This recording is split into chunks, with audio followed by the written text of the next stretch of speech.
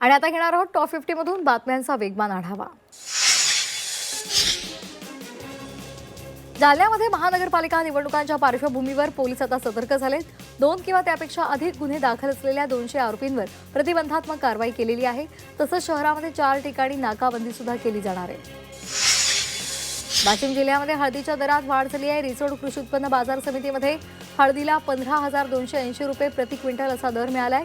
त्यामुळे हळद उत्पादक शेतकऱ्यांना मोठा दिलासा मिळाला आहे। चांगला दर मिळत असल्यामुळे शेतकऱ्यांनी विक्रीसाठी हळद बाजार समितीमध्ये आणायला सुरुवात केली आहे। वाशिममधील चिखली सुरवे गावामध्ये आंब्याच्या झाडांना मोहर फुटलाय। यंदा डिसेंबर महिन्यामध्येच आंब्याच्या झाडांना मोहर फुटल्यामुळे सर्वांचंच लक्ष वेधलं गेलंय। तापमानामधील चढउतार, आर्द्रतेमधील फरक यामुळे हा बहार वेळेआधीच आल्याचा अंदाज वर्तवला जातोय। साताऱ्यामधील पुसे गावात सेवागिरी महाराजांच्या 78व्या पुण्यस्मरण दिनानिमित्तानं रथोत्सव सोहळा आयोजित करण्यात आला होता।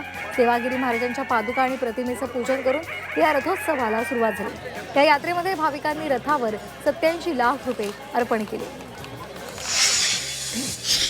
नाशिकच्या निफाडमधील करंज गावात शेतमजुरांनी बिबट्याच्या पिल्लाला साखळदंडानं बांधून ठेवलेलं होतं आणि वन विभागाच्या हवाली केले। या ठिकाणी शेतामध्ये एका वर्षाचा बिबट्या हा शेतमजुरांना आढळून आला। शेतमजुरांनी घाबरून न जाता सुरक्षित या बिबट्याच्या पिल्लाला ताब्यात घेतलं आणि साखळदंडानं बांधून ठेवलं। अहिल्यानगरातील श्रीरामपूरमध्ये बिबट्याला जेरबंद करण्यात आले। या परिसरामध्ये मादी बिबट्या आणि 2 पिल्लं असल्याचं समोर आलं। त्यापैकी एक पिल्लू पकडण्यात आले। त्यामुळे इतर बिबट्यांना पकडा अशी मागणी सध्या केली जाते। विरारमधील आरटीओ कार्यालय परिसरामध्ये एका कार चालकानं 3 कुत्र्यांच्या पिल्लांना चिरडल्याची घटना घडली आहे। त्यामुळे 3 पिल्लांचा जागीच मृत्यू झालाय। दोषींवर आता गुन्हा दाखल करावा अशी मागणी केली जाते। नाशिकच्या मालेगावमधल्या चिचवे गावामध्ये तरुणांनी पुढाकार घेत रस्त्याची डागडुजी केली आहे। या ठिकाणी गेल्या काही वर्षांपासून रस्त्याची दुरवस्था आहे। त्यामुळे कोणत्याही शासकीय मदतीची वाट न पाहता आर्थिक योगदान देत रस्त्यावरील खड्डे बुजवण्याचं काम या सर्वांनी केलं।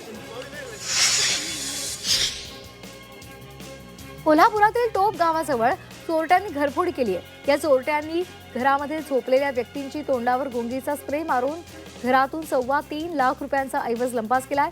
या घटनेमुळे परिसरामध्ये खळबळ उडाली आहे। भंडाऱ्यामध्ये ट्रक चालकाला लुटणाऱ्या 12 जणांना अटक करण्यात आली आहे। अवघ्या 12 तासांमध्ये या आरोपींना पोलिसांनी अटक केलेली आहे। या आरोपींनी लाकडी दांड्यानं ट्रकच्या काचा फोडलेल्या होत्या आणि ट्रक चालकाला मारहाण करत 15,000 रुपये हिसकावले होते। नाशिक पोलिसांनी विविध गुन्ह्यांमध्ये चोरी केलेला मुद्देमाल आणि इतर वस्तू मूळ मालकांना परत केल्या आहेत। पोलीस अधीक्षक कार्यालयामध्ये कार्यक्रमाचं आयोजन करण्यात आलं होतं। नाशिकचे महानिरीक्षक दत्तात्रय कराळे यांच्या उपस्थितीमध्ये हा कार्यक्रम संपन्न झाला। वाशिम नगर परिषदेसाठी उद्या मतदान होणार आहे। ही निवडणूक प्रक्रिया शांततेमध्ये पार पडावी यासाठी प्रशासनानं कडक बंदोबस्त ठेवलेला आहे। कोणताही अनुचित प्रकार घडू नये यासाठी खबरदारी घेतली जाते।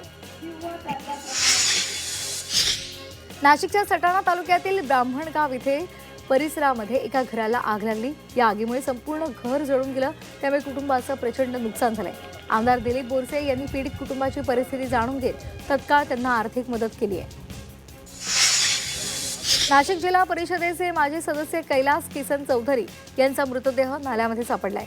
पळसे राजवाडा नाल्यावरील पुलावर खाली कुजलेल्या अवस्थेमध्ये पाण्यामध्ये कैलास चौधरी यांचा मृतदेह तरंगताना आढळून आलाय। 418 पैकी 157 महाविद्यालय कोणत्याही श्रेणीमध्ये बसत नसल्याचं समोर आलंय। त्यामुळे आता कागदपत्रांच्या पडताळणीनंतर आठवड्याभरात विद्यापीठ अंतिम ग्रेडिंग ठरवणार आहे। भंडाऱ्यामध्ये 1.5 वर्षांनंतर रेशन कार्ड धारकांना साखरेचा पुरवठा करण्यात आलेला आहे।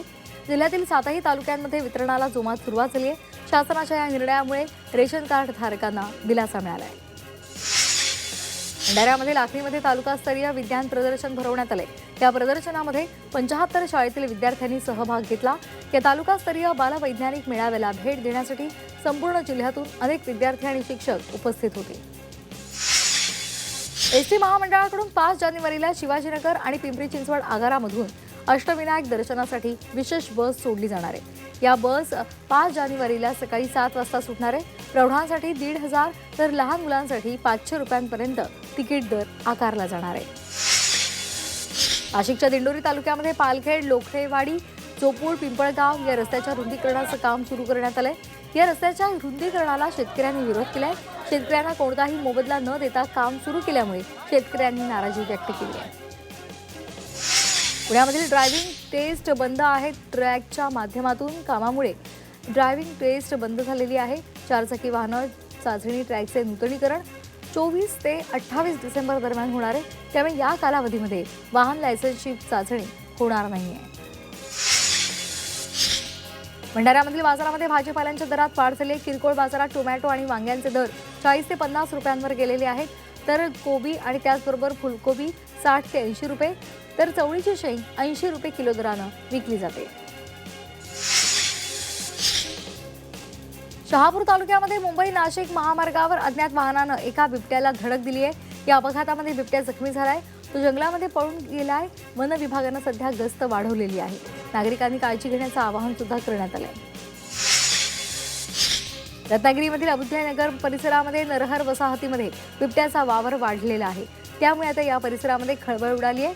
या बिबट्याचा वावर सीसीटीव्हीमध्ये चित्रित झालाय.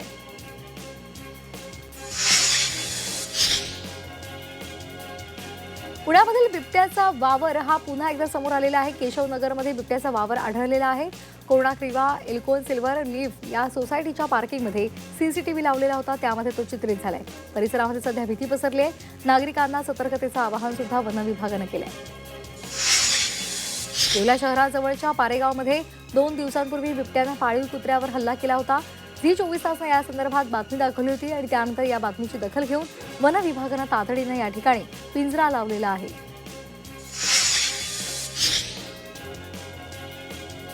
रायगडच्या जिल्हाधिकाऱ्यांना माहिती अधिकार कायद्यामधील तरतुदींचं उल्लंघन करणं महागात पडलंय.